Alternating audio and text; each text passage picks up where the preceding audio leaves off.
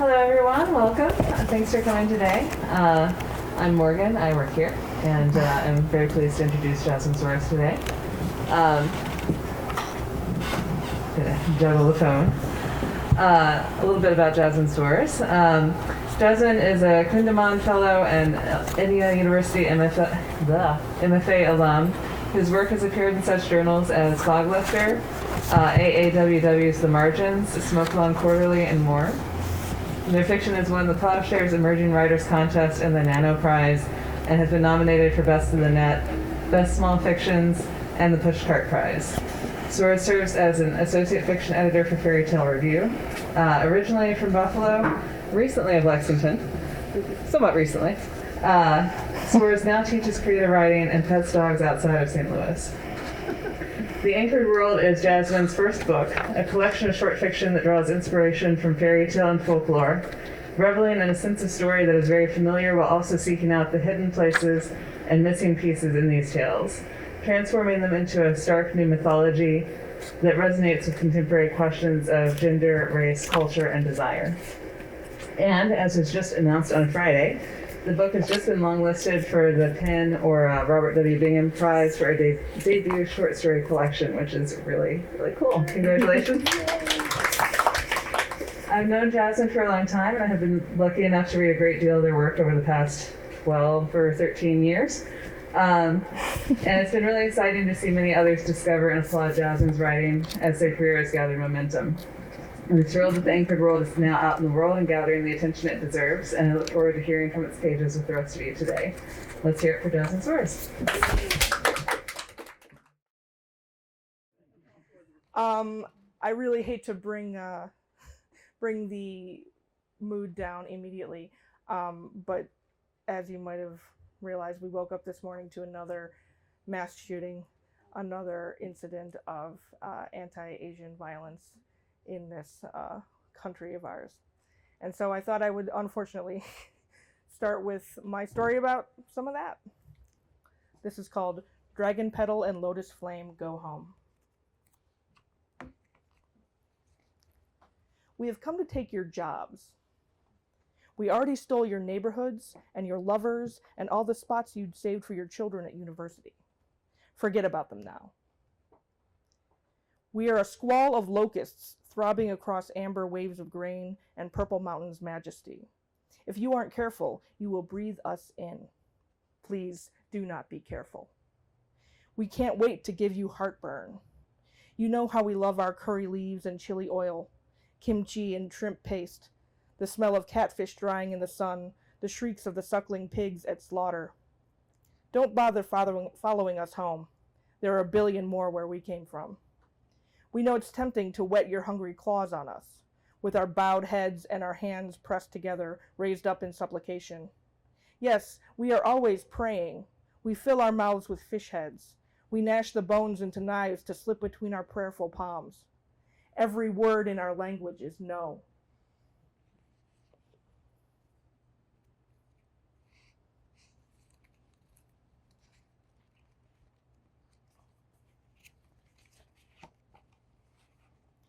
This one is called Still Life with Conch Shell. I gave birth to a golden conch shell, and the palace trembled. I demand a son, and you can't even give me a baby? Said my husband the king. This is her karma, said the monks. She must make merit. Throw it into the ocean, and her too, said all my husband's little wives. Everyone was so busy discussing my baby, no one spared a glance for him. So smooth and full, gleaming like a secret even in the low light. He looked like a rosebud poised to burst into bloom. He bore no chips, no cracks, no dents or dips or imperfections. There was only the shine of him, the living weight. I polished the blood from his shell. Sung Tong, I said, you will be a great king. With my child cradled to my breast, I could hear the wash of the tide. Though I was sentenced to death, my husband the king took pity on me, for I was first in his heart, and he had once prized me above all the wives who came after. By torchlight he led me through the palace halls and servants' chambers, beyond the gardens and the gate, until the tree cover was thick and the dawn broke pink between the branches, and the call of the dukkha threatened to swallow us whole. Wordlessly, my husband the king lopped the hair from my head. He set his nose against my cheek and trembled to breathe me in. He groped beneath my sarong, where I was torn and battered, and raised his bloody hands to my face. He left me then, and never touched his son, who lay lashed to my back, patient and cool as the sea. I carried Sung Tong in a sling through my exile, through the jungle and through each village. He grew heavier, and my back bowed beneath him. I was reduced to begging, for food, for shelter, for a moment's kindness. Brait, the villagers would call me. Beggar, ghost. They had forgotten the last queen as easily as they would forget the first. When at last I found a place to stay, I was no longer a woman but a crone, my feet thick with calluses, my hands gnarled, my body the dry curl of cotton tree root. Though our home was modest, a mere listing shack, we were rich with flowers and fruit, chickens and eggs, a clean spring and shade from the sun. In our garden, I sang to Sung Tong every day. I rocked him and danced with him, and told him everything he needed to know to be a kind and just king. In the shelter of our happiness, his shell shone brighter and brighter until one day it split open and crumbled into dust to reveal a baby, golden-skinned and blinking up at me. I wiped the powder from his skin and picked him up. He was warm and soft where I had loved the cold and hard so well. I inspected his little fingers, which he would someday ball into fists. I studied his little toes, on which he would someday spring away. He opened his mouth and cracked out a wail that would someday command armies. When I laid my head upon his belly, I heard the drumbeat of his victories in battle. That night, I could not sleep for the absence of the ocean in my ear.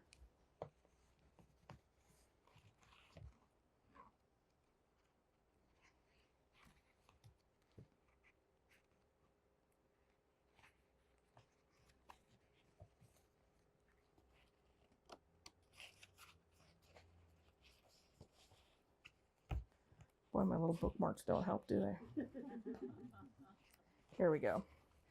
This recently won the Fractured Lit reprint prize, which it was previously only available in print, and next week, I think, it will go up on the Fractured Lit website. It's called Tiny Little Goat. After you left, a goat took up residence in the left ventricle of my heart. I didn't know what to do with my little stowaway at first. I thought I simply wished to say no, more often and while screaming. I thought the quality of my enunciation had merely slipped the same way my housekeeping had. I thought I was finally becoming the curmudgeonly old man I had dreamt of being since I was a little girl. Freedom, I thought, is no pants and a tin can to chew on. I lost feeling in my extremities. Brown fingertips and little mushroom toes went pale purple, lavender maybe, quite nice a color if I were a flower, which I'm not. On a good day, I am a person.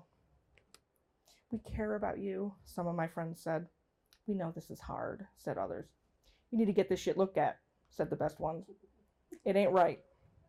That's how I ended up on my back in an MRI machine, which is a tube that contains more than its fair share of dread. Aw, the doctor said. There he is. What? I said abort it. It's not a baby, said the friend who drove me. Oh my God, look at it. It's so cute. It's a tiny little goat, said the doctor. Right in your heart. That's the organ that pumps blood through your body. I know what a heart is, I said. Why is there a goat in it? Same as any parasite, the doctor said.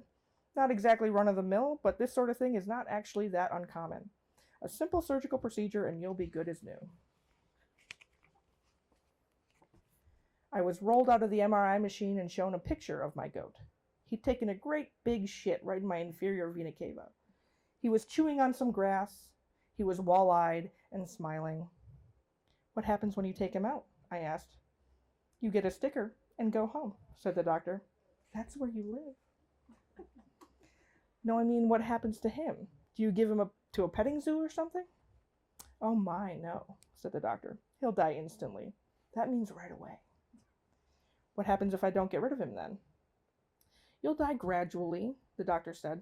That means real slow, my friend said. You'll stop being able to see colors, the doctor said.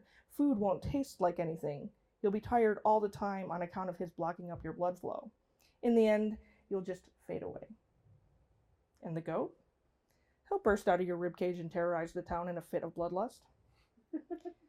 Just schedule the surgery, my friend said. Everything will look better without a goat in your heart. But I went home that night and I took a piss on my grandma's antique Davenport. I took off all my clothes and wandered out into the yard. I left the door open.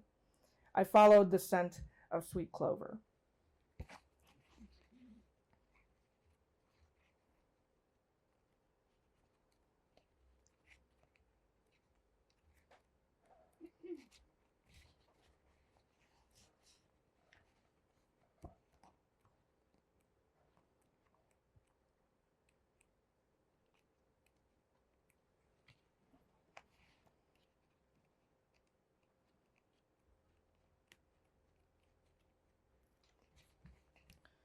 All right.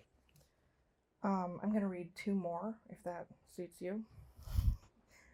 This one's a little longer. This is called Domestic Curses for All Occasions. Did you lock the door? Did you turn the oven off? Picture this. A careless man, someone who has tossed out your heart like so much chaff, is beset by a creeping worry. I'm sorry, I have to check my house, he'll say 10 minutes into a date. I think something's wrong, he'll tell his boss in the middle of a meeting. He's back and forth between his home and his life, and that home swallows him whole. Not dazzling enough for you? Look, you can't go big with a curse. Rather, you can't discount the impact of going small. We're not giving people pestilent boils here or snatching up firstborns, man. Don't be fucking crass. Go to the mall if you want that kind of thing. You came to me because I'm an artist. This isn't Die Hard 9. This is Dreams, and I'm Kurosawa. You won't be able to escape the clutter. Say you've got yourself a collector. What does she love? Books and journals and calligraphy pens. She can't walk through her wealth of them. Computers and tablets and cameras, they cascade in her wake and they'll shatter, but for the cushion of detritus on the floor. Clothes and shoes and handbags, she's trapped, suffocating beneath the mountain of all she has, strictly metaphorically, of course. There is a draft, but where from? It shivers down the walls and whistles through her skin. It's an old house, she'll say, or my father, bless him, did the insulation. She'll hunt for it, casually at first, but her urgency increases with time. She'll not eat, she'll not sleep. All the furniture, all her books, all her pots and pans and plates and glasses. She'll gather them in the center of each room so she can best monitor the windows, the doors, the cabinets for mouse holes and pinholes and daylight through the rafters. Her eyes become razors. Her fingers become talons. Your dog will find you tedious. This is for someone who has never loved a lover more than he loves his dog. He breaks up with anyone who sneezes at dog hair on the furniture. He reheats pasta from a can so he can afford for the dog to eat raw gourmet. He's moved across the country and back with her head in his lap all the while. He can't sleep unless he can hear her snoring beside him. He tells her all his secrets. You're the only one who loves me, Butternut. There must be something essentially wrong deep inside me, Butternut. I'm a monster, Butternut. One day, she heaves a great sigh and turns away. You will lose the words thank you. Perhaps you know a busy mom. She's booked from the first shock of the alarm at 6 until her kids tumble out of the minivan after the game, the cello lessons, the extra math tutoring. The first time she chokes, it's in front of the barista at her favorite coffee joint. Then it's her own mother dropping off this week's casserole. Her niece, babysitting on a Saturday night. And then her neighbor, rescuing her trash cans from where they were blown in the street. The school counselor who calls with an opportunity for her eldest. And then her husband, who tells her to relax while he goes to the parent-teacher conference. Her tongue is parched and the words become dust she coughs up. Everyone she loves turns to stone before her. You will think of me every day. I don't think this one's for you. This is for the discerning client, more interested in results than theatrics. This is for someone who need not see to know. Because a good curse, a real curse, begins in love. People don't come to me because they have an annoying coworker or a neighbor who has loud parties. The price is too high for that. You come to me because love has got you in tatters. You show up here and you say, my ex-wife is vain and I distort all her mirrors. Oh, my boyfriend watches TV while I clean up after him and the kids all my days. And I turn him into an obsessive tormented by stray flecks of dirt. Dear me, my mother doesn't know how to love, and I give her a mother's heart with no one to exercise it on. But no one ever asks me, Arda, how did you get here? There was a girl and I loved her more than she loved me. She loved herself so well that there was nothing left for anyone else. For her, I split myself open. I carved myself inside out. I lobbed my only wish out into the ether, oblivious to anything listening. I hope you think of me every day. I have heard she's thrice divorced. I have heard her children do not visit her at home. I have answered the phone only to hear her breath come heavy down the line before she hangs up. I have sat alone in the light of the waning moon, sipping up my success. Anyway, tell me, who is it that's worth your heart?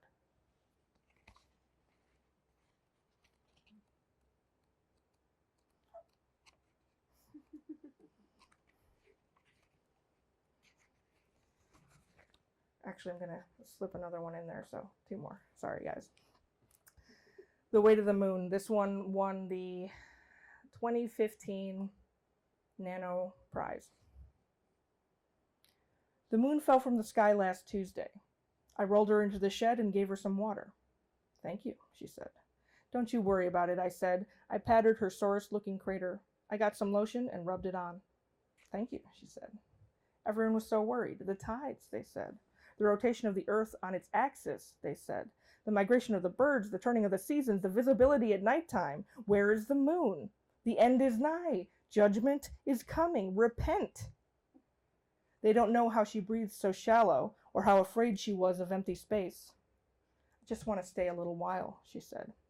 I'll keep you company, I said. I rolled her out when it was raining so she could know the rain. I rolled her out when it was cloudy so she could know the gray. I rolled her out when it was sunny, and she wept. I kept the moon in water and moisturizer and conversation. The earth began to suffer. I tried to keep the moon from finding out, but she knew anyway. One day she told me she could not bear it any more. I know I've caused this chaos, she said. I have to go home. I'll keep you safe, I told her. You don't have to go anywhere. You can stay with me. You're a good boy, she said. I'll miss you. So I tied her to the end of a string. On a breezy day, I took her out and ran until the wind caught her and she soared into the sky. I ran until my thighs burned and my lungs ached. I ran until I could no longer feel the weight of the moon tugging against the line.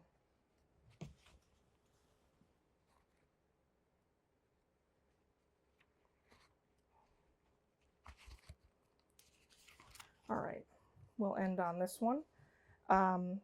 This is called All Your Fragile History. It was recently chosen to be in the Norton Anthology of American Flash Fiction, which comes out next month.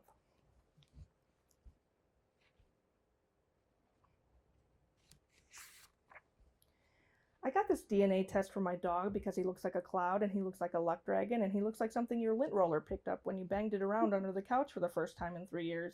And I was sick of people asking, sick of having no answer when they did, so I followed all the directions on the packet. I got him first thing in the morning before he could take a sip of water, before he could go lick the other dog's eyeball, before he could root around the other dog's asshole with his tender pink snoot. I got him, and I swabbed his gums while he jerked to and fro like a malfunctioning Furby, and I stuck the Q-tip in the test tube and sent it back to New Jersey, postage paid, no problem, and I sat back to wait the appropriate amount of time for some lab coats to put his elementals in a centrifuge and spin them around until they could draw out all the threads of him and look at his heritage as if it were a map, as if they could build him his own family tree, as if they could slot him into some ongoing canine narrative and say, his people left France in 1647 and roved across the English countryside before boarding a ship to Mexico. It all makes sense now how he makes that weirdo monkey sound when you approach the door to leave him. And anyway, it took 2 weeks exactly, and I woke up to an email telling me he was not half cumulus, half cryptid, but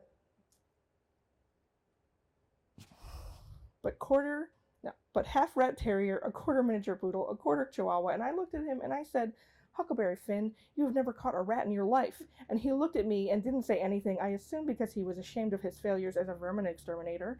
And I assume because he wanted to make a point about my hypocrisy walking around with this face and not getting a DNA test myself. But let me tell you, white people love to take DNA tests. White people love to parcel out what kind of white they are. White people love discovering less than 1% sub-Saharan African or 3% Native American on their rainbow pie graph summaries. White people love to tell other white people that they come in all different shades and they can portion out their blood in riveting fractions, but when they ask me what I am and it's a day I happen to answer, it's always, "Thailand? I hope you get liberated from China soon." Or, "No, you're Indian, don't lie." Or, "Oh, I'm so jealous you never have to go tanning." And wouldn't you know it, it's worse when I tell them I too am cobbled together of fractions. I too am white enough to want to spit into a beaker and find out if I'm 1/4 Irish or 2/5 French. Wouldn't you know it's worse when they say, "Oh, you do look white. You're actually really pretty," or "You're so dark for only being half." Or, "Are you sure you're not Indian?" Wouldn't you know it's worse to fear you will be unmoored should you spit into that beaker only for a stranger to be spat back out shouting Italian, Indonesian, Greek, Vietnamese, Swedish, waving a flag you don't recognize, singing a language your tongue can't curve around, loosing the tether of all your fragile history as if a single PDF has the power to cleave you from the memory of the burst of mangosteen across your tongue, the touch of your grandma's hand as she helped you whisk the German chocolate cake batter, the way Thai and English merge in your mouth to crack out interlingual puns, the way your mother decorated the Christmas tree with garlands of jasmine blossoms and a slender Buddha up top, the way your eyes glint green in certain light, the way your grandma said Davenport and saved used Ziploc bags, the way your grandpa said, "I just want to help someone," and let you hammer nails into blocks in his wood shop, the way you slip between buildings and under scaffolding to find a bustling halal restaurant cooking cow milk in a wok the size of a bathtub, the way the street vendor in Bangkok asked your mother, "Is that child half white?" only to jack up the price when the answer was yes, the way your brother hid his birth name from the kids at school because if they knew it, they would run around chanting ching chong, the way you've been called the N-word and chink and gook and slant and spick, the way you've been called the perfect Asian student, the way you've been told to go home, the way you've used to scrub your skin until you were one big livid pink abrasion hoping the color would rub off with the blood, the way you look for evidence of belonging, the way you look in the mirror, the way you look. Thank you.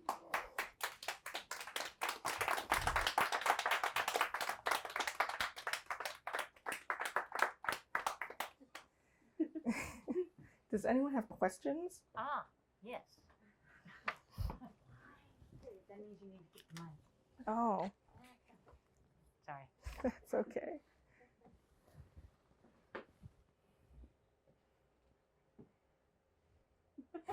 So, you mentioned the nano. The Nano Prize, yes. So, is there a certain length? Is it it's too long or? Right. Well, unfortunately, nanofiction is now defunct, but they were a really great flash market, and I think their word limit for any story submitted to them was 500 words.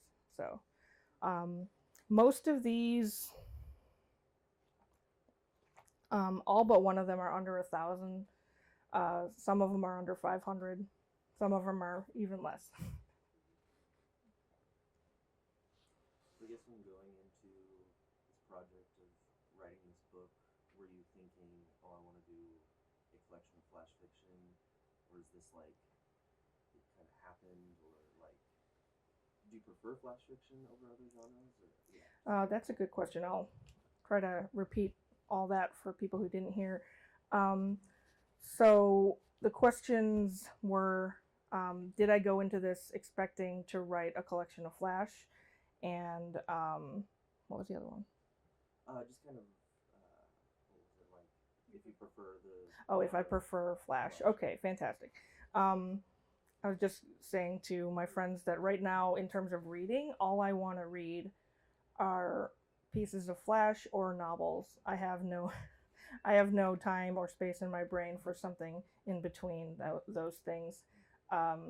So sort of an interesting place to be creatively, where it's either real short or real long. That's sort of what I'm working with right now. In terms of the sort of germinating factor of this when Morgan and I were in our MFA. My second year, her third year, a new professor arrived, and she was a fiction professor, but because of how things were staggered, I wasn't going to be able to take her fiction workshop class. So she had offered this flash fiction class, and I was like, well, I've got to work with her, so let's do it. And it turned out to be a really, really, really excellent and generative thing for me. I don't know about the poetry side of things, Morgan, but on the fiction side of things, our MFA was really quite traditional, which means, they want a 25-page story that's very realist, epiphanic, and they want it to do certain things. But that's not quite really, as you might imagine, it's not really quite my style. And when I was doing flash fiction, so you've got this very small space, right? And for me, a story is not a story unless it has an arc and a complete, it's a complete narrative, right? And so the question is, how do you complete a narrative in 300 words, in 700 words? And so with the constraint of writing flash, of writing short, extremely short, it really necessitated that I think beyond what I had been asked to do before. And for me, it was very freeing, actually, because I no longer was sort of tied to this like uber realist thing that wasn't working for me. And one of the things that I started doing when I was in that class was going back to like, why do we love stories? What is the original story for you, right? And of course, I read fairy tales, or I was read fairy tales too when I was very young. I got this book of fairy tales when I was for my second birthday. I still have that book. It's a very beautiful, well done book, and a lot of the Western tales in this, if not all of them, are from that book or from inspired by that book. And so I started just doing little like riffs off fairy tales, like wriggling into the cracks of them and stuff like that. And that was interesting to me. But we're talking about stuff that happened a long time ago. We're 11 plus years, right? And in that time, I've become a different kind of writer, and I've sort of, I don't want to say accepted myself, but perhaps that's the truth of it. It was when I was young. When I first entered the MFA, I wanted to write sort of, I didn't think it was important to write stories from my own heritage. I didn't want to be pigeonholed as this like the Asian American writer, the Thai American writer, right? Even though like these are the things you are, you can't escape the things you are. And then the question for me was like, why are you avoiding these things?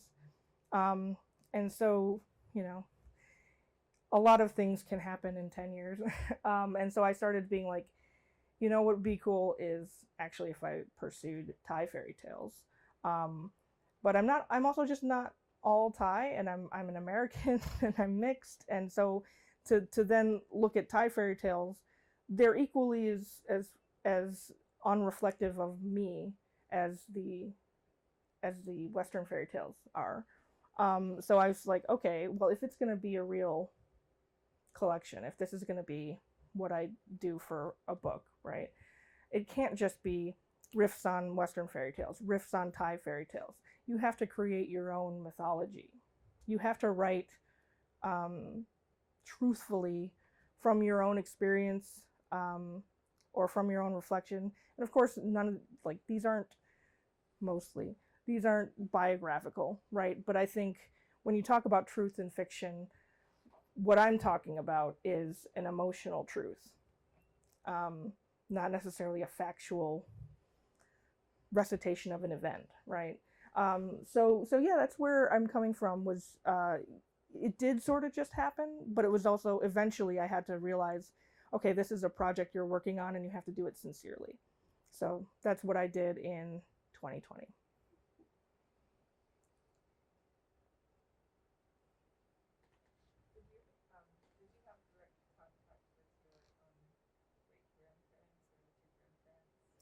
Which ones? I don't know, just All of them. all of them. So that's. I grew up in the suburbs of Buffalo, which is where my dad's from, and his whole family is there. And so I was quite ensconced in my the white side of my family, and I had a lot of contact with my grandparents. But my grandmother died when I was quite young.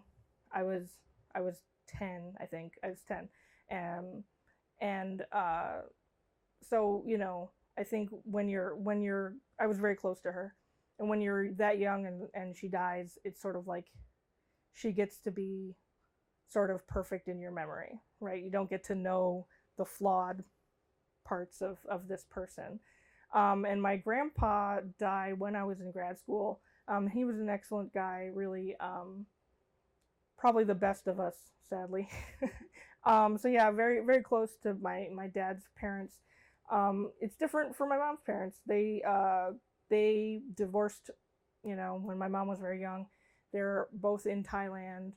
Um, it's very costly to go to Thailand, so I never really went. My mom took me when I was 1, so I don't remember that one. And then we stayed in Thailand with various members of her family when I was 10. And so I got to know her mom a little bit, and a few of her other siblings and my cousins and stuff. But it was very limited. Sometimes we talk on the phone, and now I have just the one grandparent left, and she's in her 80s, and I was literally just in Thailand, but it was like, oh, should we go see her? And my dad was like, no. I was like, okay, why? She won't know you. She doesn't know people anymore. My mom will go visit her. My parents live up in the north, and she's where she's from in Bangkok, which is central Thailand. So it's it's a little to do to get to her, but you get to her and she doesn't know you. So so I think my time with her has passed, whether she's gone or not.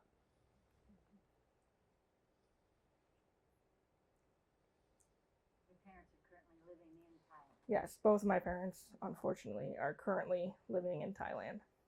They have a nightmare marriage, so that's why I say unfortunately. I have another question. You talked a little bit about sort of coming up against sort of tendency for realism in like academia, I guess, and sort of that not being you. I guess, what is your relationship to realism and that outside of realism? Well, I'm not anti-realism. I'm anti forcing people to only read and write realism, because I think that's not conducive to an honest creative impulse and creative practice. I think the thing is, the literary landscape has changed so much in just the last 10 years. When I was first starting out in grad school, you didn't want anything online. You wanted it in print. It was more prestigious. It was harder to do. It was this, that, and the other thing. Now, if my stuff's in print, no one's reading it. It's got to be online, right? And so with that change, I think we're looking at the internet. We're looking at things becoming shorter. We're looking at our attention spans becoming destroyed. But I think for me, it's just there's probably one or two realist stories in here. I don't mean to lie to you by this flash fairy tale thing. But yet, I don't think it's accurate for everyone to be interested. It's just a matter of interest. And so when you enter an academic space that tells you like there's only one way to do this, you have to think like there's not only one way to do anything, right? And I do think these days we're looking at MFAs becoming more open to speculative stuff and to genre stuff. I recently saw that there's actually a low-res MFA that's just for genre fiction. And so like you could get an MFA in sci-fi or fantasy or horror, and I think that's interesting, and that's something that I couldn't have imagined when I first applied. Does that answer your question? Yeah. Okay, I'm sorry.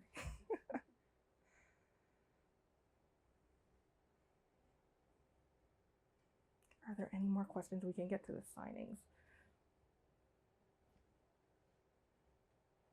Okay, thank you very much, and thanks for coming out on a Sunday.